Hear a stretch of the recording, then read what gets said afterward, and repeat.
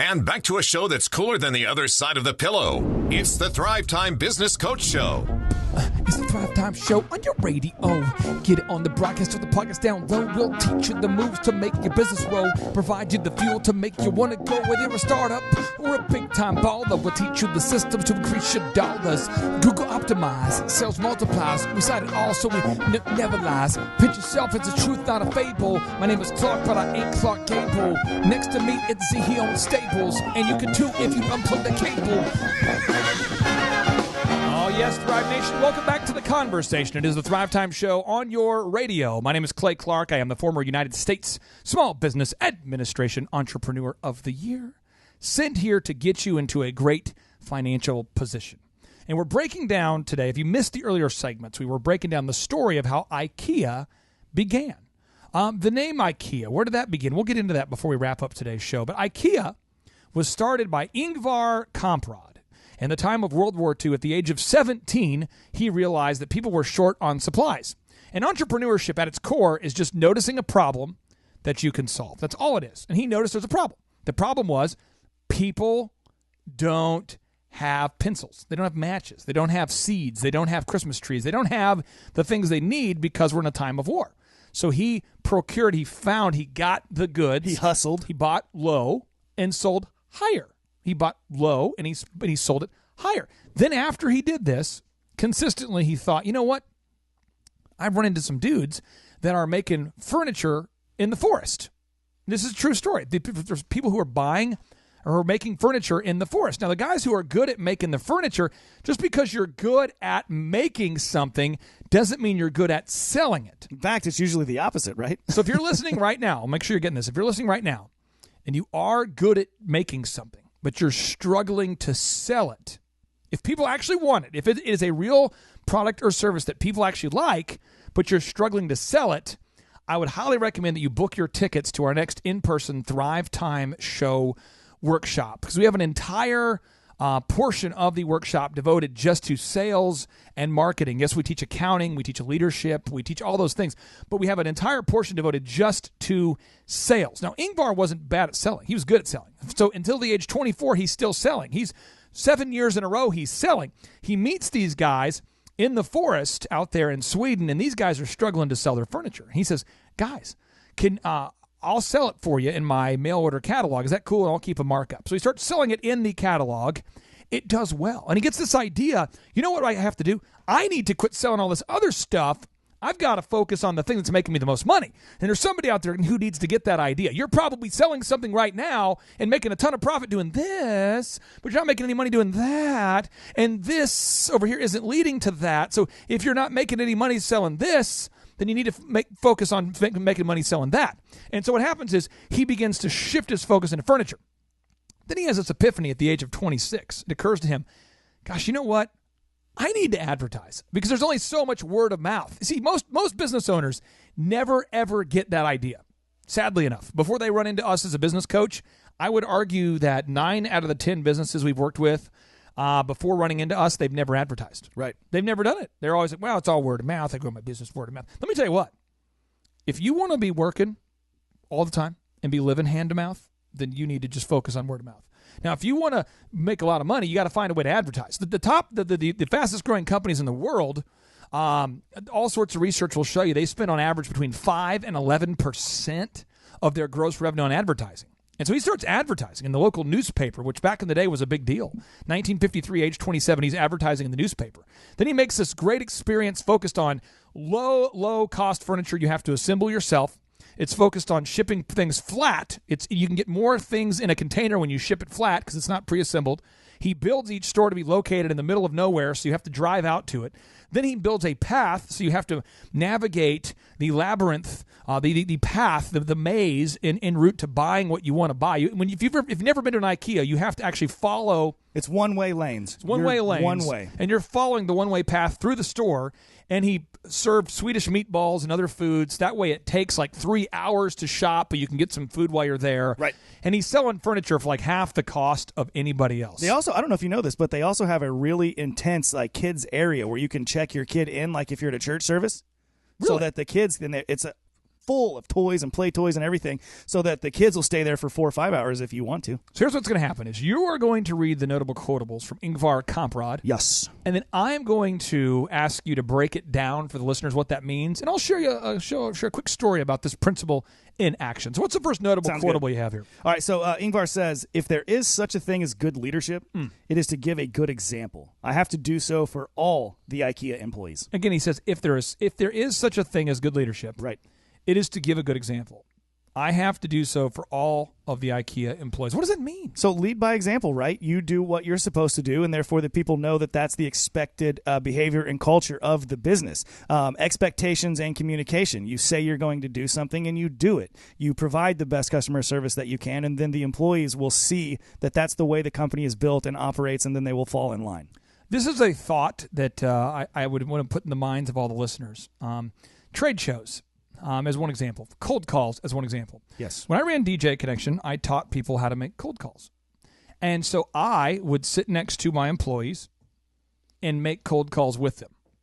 I would sit next to my teammates and would make cold calls with them. And I'd say, like, hey, I pretty much positive I can do 200 outbound calls today. And I'm not sure who wants to finish second here, boys. But whoever wants to finish second, that'd be awesome because I need some challenges in my life. Step in line. This was my entire way I built the call center. Right.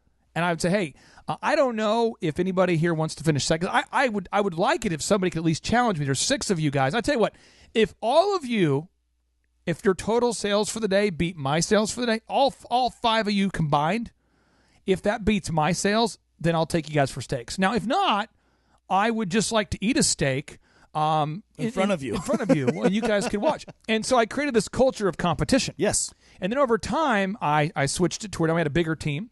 Now it was like, hey, look at over here. Look at this guy over here. Look at this guy. This guy. Look at you guys seeing this guy?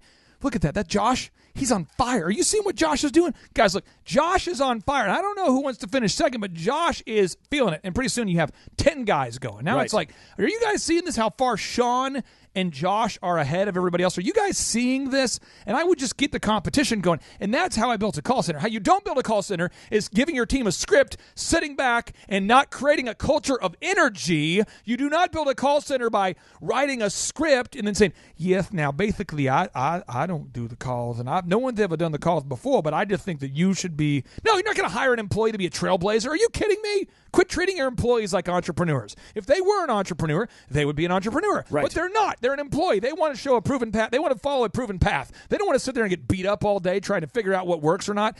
If you're going to hire employees, show them the way. Know the way, show the way, go the way. Don't complain about your employees being late and then be the late guy. Oh, that's the worst. This is a thing. Yes. Guys, I'm going to tell you what. It's super important that you're on time and you always are prepared for meetings. And then you're the boss who shows up 45 minutes late and doesn't have a plan. Right. Get serious. Now, on the idea you just brought up of creating that culture of competition in sales, here's an action step for everybody out there. Come on now. During a competition, let's say basketball, whatever this competition, football, whatever this is, there's always a scoreboard. Scoreboard. A scoreboard. So you want to put these stats, these call stats, outbound calls made, deals closed, appointments set, whatever those scores are. You got to put that up where all of the team can see. And that's how excited they should be when they're closing these deals. It shouldn't be a low energy, sleepy atmosphere. We need. Oh, Clay, your head is leaking blood right now. Oh my God. That was impressive, my man. But I think that's what the soccer people get excited about. That's what I'm talking about. But people go to sporting events all the time. I hate this. This is a thing that makes me crazy. I go to a sporting event. It's an OSU game or an OU game. And I see people wearing the orange, the OSU fans. I see people wearing the OU, Oklahoma University, Oklahoma State University. I see the maroon, see the orange. Crimson, Clay. It's crimson. Crimson, yeah, sure. Sorry. And I see this excitement and this energy for a team that they didn't, for a school they didn't graduate from, for a team they don't play on. And then I see this apathy about their own life. So it's like, hey, Mr. Business Owner, in order to get to the top of Google, you have to write the most content, get the most reviews. You have to have your site canonically compliant. So it's basically laid out the right way. And you have to make your website the most mobile compliant. For someone taking notes, there's 4 things you have to do, Mr. Business Owner, Mrs. Business Owner. You have to have the most reviews. You have to have the most content. You have to have the most mobile compliance. You have to have the most Google canonical compliance. Right. And then I say, Mr. Business Owner, let's go do it. And it's like, okay, I suppose I'm going to do it. I don't know. Our clients that we have, we're blessed to work with people who want to be successful. Right. But I meet these people like at church, and it's like, they'll say, man, how's your business doing? And I'm going, it's great. And they said, can I ask you what great means? I'll say, yeah, the photography company's grown 20%. And they'll say, epic photography. Do you even know how to take photos? Nope. How's Z's Auto Auction? It's growing. Fantastic. They say, how's the haircut company going? Elephant in the room. Everyone thought I was going to swing and miss on that one because I don't cut hair. Everybody told me that one. Everybody. Oh, you're crazy, Clyde. But again, it's then you say, oh, things are good. They always say, well, why are things good? Because I bring the passion. I bring the boom. And the boom stands for big, overwhelming, optimistic momentum. Big, overwhelming, optimistic momentum. Put the camera as close to my face as possible. You can watch this video on thrivetimeshow.com. I am absolutely, obsessively passionate. Closer. If you look into my eyes, get this idea. I am fired up about having success in a business or I won't do it. If you're going to start a business, it has to be all in or don't even get on the field. That's right. You can't be playing running a business is like being a linebacker. And you have to be absolutely 100% engaged. You want to play linebacker in professional football or college football and not be into it? You're going to get destroyed, man. That's right. You've got to bring that passion. So I'm just saying, are you bringing the boom? Are you bringing the boom for your marriage? Oh, why did you do that? Oh, are you bringing the boom for your kids? There's only 6 F's, baby. You've got to give an F about all 6 F's. When he said F, what do you mean? Focus. That's right. That's right. What did you think I meant? Get your mind out of the gutter, sick guys. Freaks. Come on. But you have to give an F about all 6 of the F's. Okay, here are the F's. You got to bring the focus for your family, your faith, your finances, your fitness, your friendship, and your fun. Oh. And I suggest you don't turn on your smartphone until you've planned that out into your calendar every single day. Now, this next notable I got one more thing on this real quick. I want to bring this up. Because one thing that I see a lot of business owners, and typically nobody does this on purpose because it's just you're trying to increase revenue, you're trying to build these systems, you're busy. But one of Dr. Zellner's rules of business is to know when to cook the pig. So if you are creating this aura of competition, you are setting goals and you're setting expectations. When the team gets into the end zone, celebrate with them. Let them know. Celebrate good times. Come on. Yes. Celebrate them sales, okay? Just know when to cook the pig with the team because they need that in their lives. There's a party going on right here. A celebration. Oh. That's throughout the year. Okay. That's right. Okay, next notable quotable. I can't even move on. I'm so excited. I'm locked in. I'm celebrating What's right the now. next notable quotable from Ingvar Kamprad? This is a really good one. I'm excited to break it down. He says, you can do so much in 10 minutes time. 10 minutes, once gone, are gone for good. Divide your life into 10-minute units and sacrifice as few of them as possible in meaningless activity. Which is why I carry my to-do list at all times. Anybody who's ever shadowed me notices I get a ton of stuff done in those 10-minute gaps. Chup, can you explain the little things I get done in 10-minute gaps? Oh, my gosh, yeah. I'll say 30-second gaps. Yeah. Clay will be walking around. We always have our to-do list, but anytime he's got 10 seconds, 30 seconds, 2 minutes, whatever it is, there's something on there on that to-do list that requires that amount of time, and he just goes and attacks it instead of sitting back and waiting for things to get done because they won't get done, they'll drift. It could be a little encouragement to an employee. A little encouragement, a follow-up on a quick call. thing. Yeah, just anything that needs to get done. It's just got to be on that list or you'll forget about it. It's so important. We come back, we're breaking down the words of wisdom and the notable quotables from Ingvar Kamprad, the founder of IKEA. Where does that name come from? Stay tuned and we'll tell you. Get ready to enter the Thrive Time Show. 3, 2, 1, boom!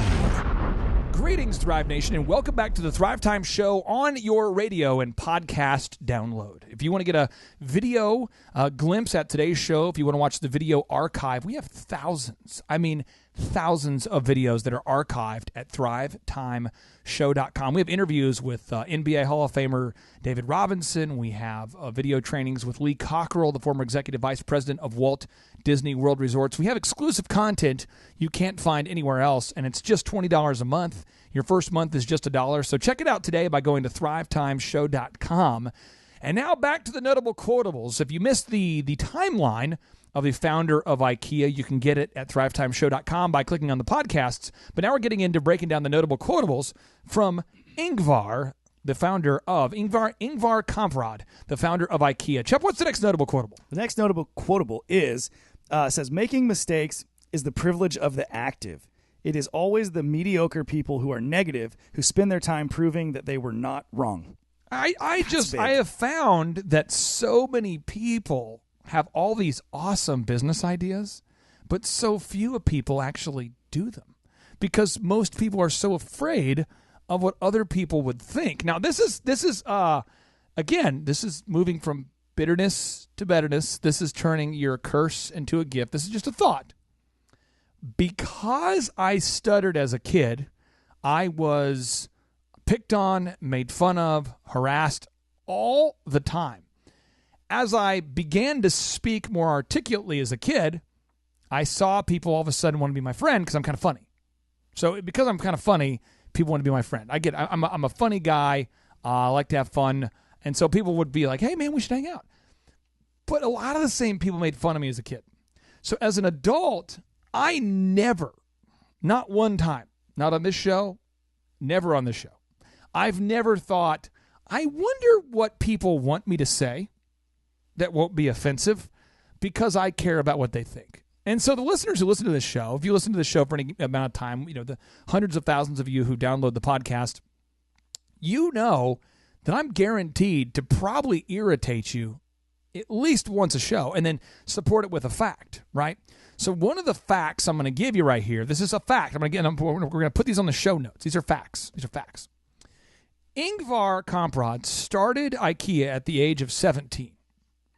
He didn't discover the idea of selling furniture until the age of 25. Chuck, that's 8 years.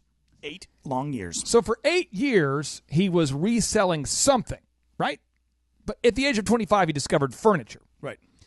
FedEx was started, and it took FedEx over a decade to make a profit. FedEx. William Dyson with the Dyson vacuum. It took him over 11,000 failed experiments to make it work. Amazon. It took Amazon, Chuck, but I want to put all these in the show notes. It took Amazon 9 years to make a profit. 9 years. Facebook.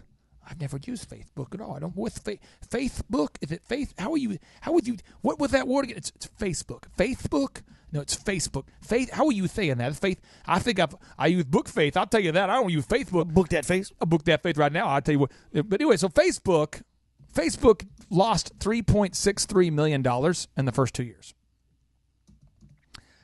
ESPN didn't make a profit for almost a decade. ESPN. Walt Disney lost it all twice. Henry Ford lost it all 5 times. 5 times. Wow, that's a lot of times to lose the money. I mean, so you think about these things and you start to say, what's the point of this? I'm saying this. There's 2 big epiphanies you can get from this. One is you only gain strength through struggle. That's a powerful idea. You only gain strength through struggle. So you don't get in shape by going to the gym and staring at the weights.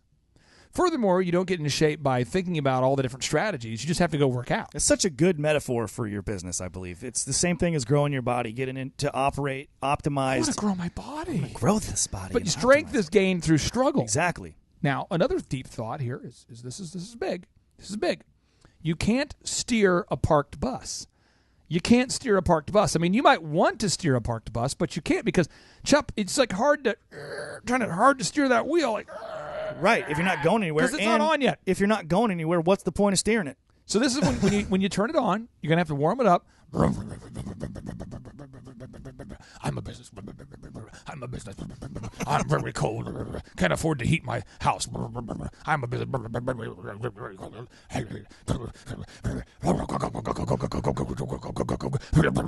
then it starts to move. And it's like, if you ever heard a bus move, it's like, and you're like, this thing is the slowest moving thing ever, right? It's hard to move the bus. It takes a lot of energy, you gotta get that going. You gotta build that engine. You gotta prime it. Gotta get it going. Gotta get the right fuel going. Now it's got a momentum going.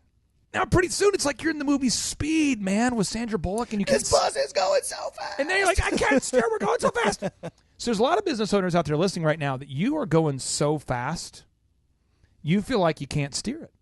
There's somebody out there who goes, I'm going so fast, I feel like it's like dangerous. I'm going 75 miles an hour.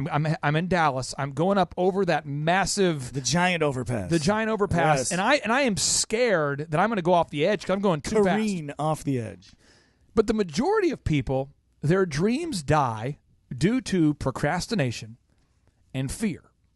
And so you are just sitting in that bus going, well, I don't know where I want to go.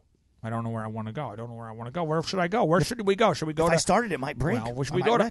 No, I'd like to go. No, I'd like to go to Barbados. I'd like to go. Well, I'd really like to go to Jamaica. I'd like to go to Hawaii. I'd like to go. Well, here's the deal. You're gonna have to take the bus, my friend, to an airport somewhere, and then you're eventually gonna have to get on the airplane to get you to the new location. When you get to the location, you're gonna have to get on a cab or a taxi, another vehicle, to then get to the hotel, and then hop on a boat to go enjoy the view. That's 4 different vehicles. So the business you're doing now might not be the business you're going to do in the future, right? So what you have to do is you got to go ahead and start, and you got to start with the tools you have. George Washington Carver, this guy didn't know his family. He was born a slave and didn't know his own name, his own origin, but yet he was the one who developed all of the inventions used with the peanut and the sweet potato. And the African Americans, following the ending of slavery, were given land, but they didn't know how to farm the land without depleting it of nutrients. They were killing their own land because the cotton was taking all the nutrients. You can't plant the same crop year after year after year. Over and over. But they weren't educated, so they didn't know why. And George Washington Carver showed them, hey, if you plant sweet potatoes, not only are they good for the human body, but they will replenish the soil with those nutrients. And now you can plant whatever you want on it the next year. And he did that without a parent, without knowing his name, having been born a slave. So what is your excuse? You know, the founder of IKEA has a lot of words of wisdom. He's got Ingvar Kamprad has another notable quotable. What is this next one here, Chuck? He says, the most dangerous poison is the feeling of achievement. The antidote is to every evening think what can be done better tomorrow. I'll tell you what. That's a good one. What could be done what could be done better tomorrow? I'll tell you one thing. One thing every listener can do is you could save money on your office supplies. That's true. You could be doing that. So the only way that I know that every single listener could take right now, I mean, this is a guaranteed, this is a lock that every single listener can save money, is if you go visit our good friends at Onyx. Chup, what is their website? OnyxImaging.com. OnyxImaging.com. That's ONYX. And their phone number is 918-627-6611. Give them a call today. Every single business owner will save money. You can at least save 5 to 10% off of what you're paying now for all of those office supplies. Go visit their website today. Stay tuned.